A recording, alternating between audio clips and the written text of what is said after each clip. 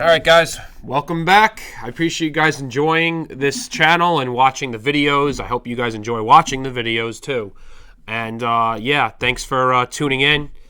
And now this video, I'll be talking about the New York Jets. A team that, I'm not too fond about. I don't really care for the Jets, honestly. Like, if they didn't play New York, I wouldn't care. But I'm going to cover them because, I live on Long Island, and, there's probably just as many Jet fans as there are Giant fans. So I have some friends, and there's a lot of people that, that I know that are Jet fans. So I figured, hopefully you guys enjoy this. And, yeah, so I'll start off with how the season has been. So, I don't know. There's not really much to say about the Jets, honestly. They are 0-12 now. Yeah, they're 4 wins away from going winless for the entire season if they don't pull out a win. It's been a disaster. That's saying it very mildly. I think Jet fans don't need to hear that word any more often. But that's how it is. That's how the season has been, and how the way that the season was supposed to go is not the way it was supposed to go, obviously, because before the season, you have a third-year quarterback in Sam Darnold. Your defense isn't terrible. You guys improved from last season, and that wasn't the case this year. Everything has gone wrong. The Jets are at the bottom of the barrel in pretty much every category. Like right here, again, I'm on Pro Football Reference. I'm looking at the Jets. They're 28th in defense. 28th in defense. So for offense, they are dead last in points. They're averaging 15 points per game, which is just by far the worst in the league. 15 points per game, yards per game. They're last. Giants are second to last. So it's been pretty bad. If you're a New York Jet fan, that the way their franchise has been. Let's be honest. They haven't won a Super Bowl in over 50 years now. 1969, I think, was the last Super Bowl. January of 69. Yeah, that's a big drought. Their franchise has been bad. They've been having different GMs and head coaches the last decade. It didn't work out at the beginning of the century with Herm Edwards. Okay, got rid of him. They brought in Eric Mangini. Again, he made like one playoff trip his rookie year, but that turned out to be a disaster, bad. Rex Ryan came along. That was the only success that the Jets honestly have had the last 20 years. Rex Ryan came along. They went to 2 straight AFC title games. You lost both AFC title games. At least you got there. And especially with a quarterback, in my opinion, was never good in Mark Sanchez. But their defense was great. But even that took a turn downhill. The team ended up getting worse. Guys were out of their prime. Rex Ryan loses his job. Mike Tannenbaum was the GM. He loses his job. They bring in, what's his name, John Izek? I forgot his name. Some Izek guy. And he was just as much as a disaster. I don't know who was the head coach before Rex Ryan. Was it? Who was the head coach after Rex Ryan? I'm still trying to figure that out. I think it was Todd Bowles. Wasn't it Todd Bowles? I think they hired Todd Bowles, I'm pretty sure, after Rex Ryan. If I'm wrong, I apologize. 2015. For some reason, I don't know who the head coach was before the Jets in 2015. So I'm going to look that up right now because I think Rex Ryan got fired in like 2012, I'm going to say. So I'm going to look at the head coaches because I really need to know that, actually. I want to know that. Oh, okay. So Rex Ryan went through 2014. Okay, I thought he got fired after 2012 for some reason. But I guess he did. Yeah, he hung along until 2014. But then Todd Bowles took over 2015. The Jets made the play. They were 10-6 with Fitzpatrick that year, I think, in 2015. And they could have won the 11th game, the last game of the season against Buffalo. But they had to have the Steelers won, which means that the Jets had to win that game. And Fitzpatrick was leading them down the field, and he ended up throwing a pick the last drive, which ended that season. And that's the closest the Jets have been to the playoffs since. It's been 5 years. They fired Todd Bowles after 2018. They brought in Adam Gase, the infamous Adam Gase from Miami, who was terrible with them.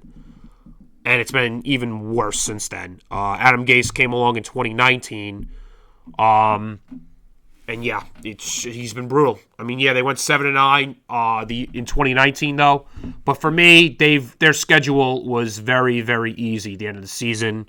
They versed teams like the Steelers without Ben Roethlisberger. They versed the Bills the last week of the season when they were benching all their starters because they already clinched the number 5 spot in the playoffs in the AFC. So I know that they went like 7-9. They won like 5 of their last 6 games or something like that. The Jets did, but that didn't really say much. I really had no expectations for the Jets going into this year. You just wanted Sam Darnold as a Jet fan to improve and get better because he has to get better, especially going into his 3rd year. And honestly, that has not been the case at all. You know, Sam Darnold is looking pretty bad, to say the least. I mean, just looking at his numbers right here, Sam Darnold is legitimately out of 32 starting quarterbacks.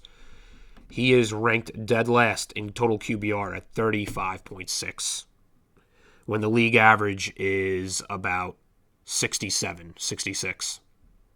Yeah. He's in his own class because Nick Foles is just below him at 44. So 35 to 44 is a 9-point drop-off from 31st to last. And it's not really looking good for Sam Darnold and those Jets. But hey, honestly, at this point, you're 0-12. You're 0-11 going into this week. Just this past Sunday, like I said in my video before, it was a crazy-ass Sunday. The Giants beat the Seahawks surprisingly, which I can't believe without Daniel Jones. But the game that everyone was talking about is the Raiders-Jets and that ending. Jets were pretty much... They were in control, basically, for most of the game. They had the lead. Sam Darnold did get a touchdown at the end of the...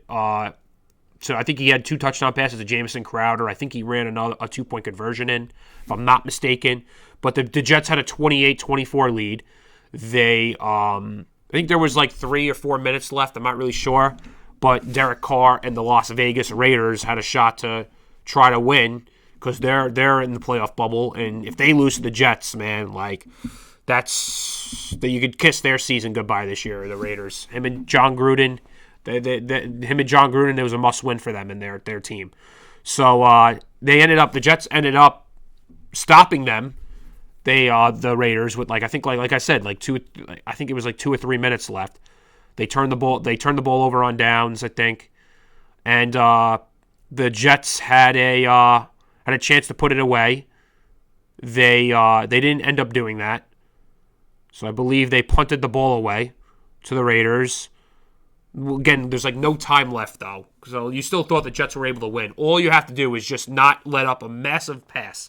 Long story short. Not have let up a massive play where you throw a Hail Mary or something like that and the Raiders score a touchdown to win. Because the Raiders need a touchdown to win the game because they're down 4 points. So, with that said, the ball was around midfield, I would say. And I forgot how much time was left. I'm going to look that up because I don't want to just talk here and not know exactly how much time was left. But I'm going to put up that play.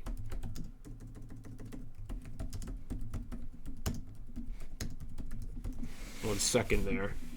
The final moments here. So I'm going to point that up here. Whoops, sorry about that. So, yeah, it was a minute 20. Okay, there was a minute 28 left, 3rd and 6. The Jets run it. They get stopped. So it ends up being 4th down. So the Jets have to punt it away. But, again, the Raiders have no timeouts. The clock's running. So it's 4th and 6. The Jet punter punts it away. And the Raiders recover it around the 39-yard line. The Raiders get at the 39-yard line. 35 seconds left. No timeouts. I think Carr on the first play completes it to, I think it was Darren Waller. Yep, that's what it was. Darren Waller gets a 15-yard catch, and they're actually at the 46-yard line in Jet territory. So they passed midfield already. And Darren Waller, by the way, cost me a win and possibly a bye in my fantasy week. He just went off for 42 fantasy points. Meyer, if you're watching this, come on, man. Really? Darren Waller, man? I can't believe it. I can't believe he got 42 points because him getting 42 points is probably the reason why I'm going to lose to him in this week. So, Meyer, I guess congrats to you because you're probably going to pull out this win in fantasy because of Darren Waller. But anyways, back to what I was saying. So there's 25 seconds left, give or take. The clock's running, actually. So it gets within 20 seconds of the game. So it's 19 seconds now. Derek Carr spikes the ball. So it's 2nd and 10. So it's 2nd and 10 at the 46-yard line. All the Jets have to do, is not allow a big play, a receiver to burn them and score a touchdown to end the game, to lose this game. So, 2nd and 10, like I said, 19 seconds left. The Jets here. This is not even the last play, the last Raider offensive play of the game. So the Jets are lining up, all right? They have 2 safeties back.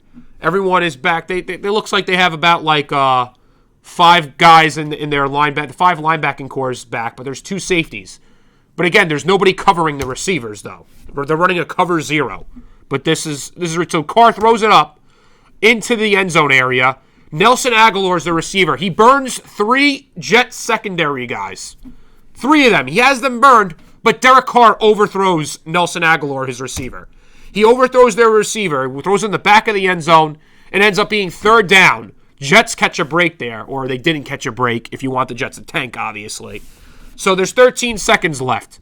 So, if you're the Jets defensive coordinator, Greg Williams, and you're Adam Gase, the head coach, you would think that, okay, we can't let that happen again. We're going to have to play a prevent. We're going to have to guard for a Hail Mary, play a prevent defense, or a cover 4 at least. What do? 13 seconds left, like I say, right?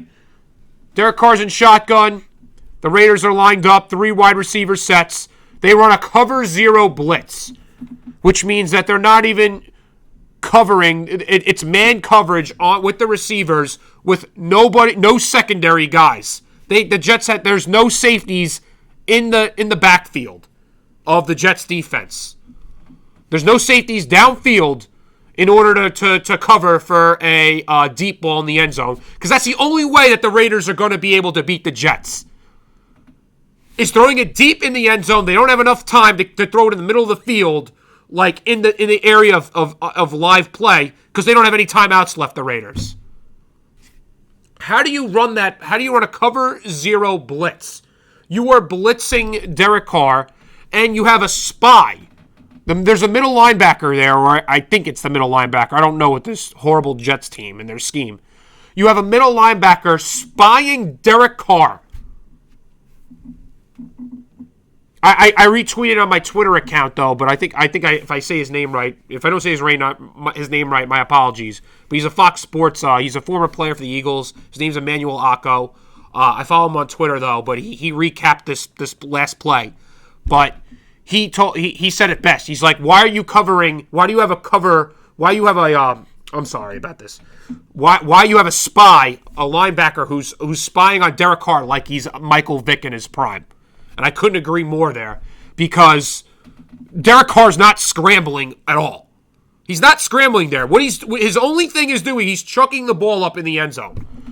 They're basically going for a Hail Mary here, the Raiders. And you're running a cover 0 blitz. You do not have any safety help in downfield. So what happens? Here we go. I'm running the play. I know you guys don't see it, but I'll recap it for you guys. Derek Carr chucks it up, left side of the field, to one of the fastest receivers in the league, if not the fastest. It's either Tyreek Hill or this guy, Henry Ruggs. Henry Ruggs burns this guy named Lamar Jackson, one of the corners for the Jets. Burns him. Deep ball, end zone, touchdown. He's open. There's no safety there to help out. The Jets aren't playing prevent defense. I don't know why. My only guess is that they are tanking. There's no other way to say it. Not the players, because I get it. The players can't tank because their livelihood's at stake, because their salary is, there's non-guaranteed contracts. They're not guaranteed to play next year. They could get cut. The players, I'm not going to blame all the Jet defensive players, but I can blame Greg Williams and Adam Gase for running this stupid ass play call. This is probably the dumbest play call I've ever seen in my life. The only way to that you can make a good explanation is tanking this game for the number one pick. That's the only way I think of it. That's my opinion. If everybody else feels differently, I understand. But I thought at the time, especially yesterday, because now there was breaking news earlier this morning that the Jets did fire the defensive coordinator, Greg Williams, probably because of this play. But again, I don't know if the Jets are just saving face and just covering themselves to make it look like, hey, we weren't trying to tank because, look, we fired our defensive coordinator. I don't know. This doesn't make any sense. Why are you running that play call?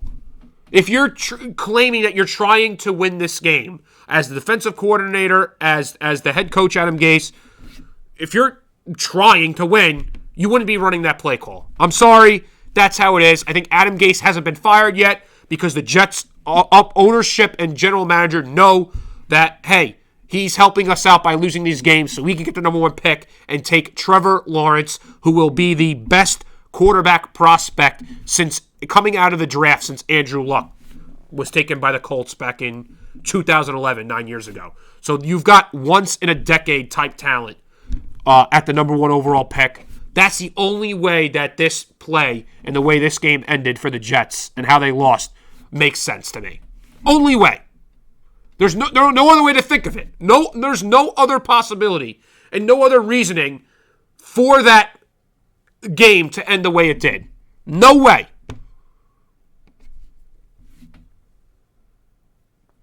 There's no way. No way whatsoever. You are purposely trying to get the number one overall pick. I'm sorry. It's not hard to play prevent defense, stack everybody deep outside of the end zone because Derek Carr was throwing it up there in the end zone. How in the blue hell or the green hell in the Jets case do you not have any safeties back there downfield? And especially that the Raiders have this guy, Henry Ruggs, who's a rookie that came out of Alabama in this draft, who they drafted in the first round, who ran like a 4.2. I think he broke the combine record for speed in the 40-yard dash. So you know he's going to outburn that corner who was on him. Especially that happened, this is the second straight play it did. Nelson Aguilar, the other receiver, burned 2 or 3 safeties the play prior. So you had to know that this was coming again. How do you let that happen twice? No, because I know why it happened twice. This is my opinion. You're trying to get Trevor Lawrence. That is the only reason why. You're not going to be able to change my mind there, but I respect everybody who would disagree with it. I understand, but there's no way. There is no way. So now the Jets are 0-12. Exactly what the fans wanted. You're going to get Trevor Lawrence. As long as you guys finish with the worst record in the league. Because the Jaguars, they're right behind you guys. They're, 1-11? They lost yesterday in overtime to Minnesota. But that won't matter if the Jets don't win a game. I mean, this game was winnable, but seems like they gave it to the Raiders. That's just me. So I think the Jets will be set up well now because, hey, you're going to get Trevor Lawrence most likely. So I know the Jet fans are probably going to be on cloud 9. Could be official next month when they clinch the number one pick in the draft. But that kid's going to be a stud.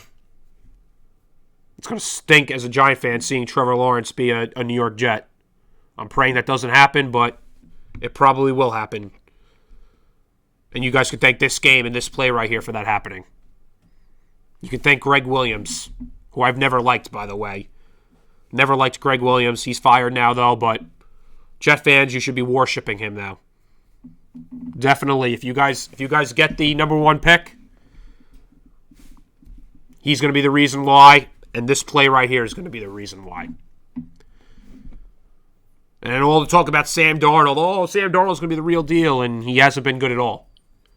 And it's going to work out for you guys because you guys get Trevor Lawrence. So, that's that.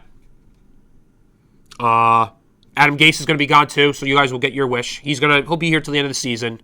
They call the day after the day after the last game of the regular season, the last Sunday. They call it Black Monday because a lot of coaches get fired that don't do well. Any of the head coaches that underachieve get fired. Adam Gase is going to be that guy. He's going to be the top of that list. He'll be canned. You guys will get your head coach. I know Jim Harbaugh is on that list from Michigan, the Michigan head coach, who did well with the 49ers when he was in the NFL. I've been hearing him.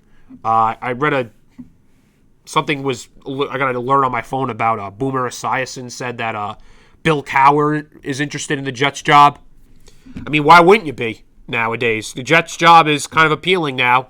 If, in a month from now, it could be appealing if they officially lock down the number 1 pick and get Trevor Lawrence. I mean, I think this team is poorly coached. Adam Gase is a god-awful head coach. He is the worst head coach in football. If people who know me well, I've explained it before.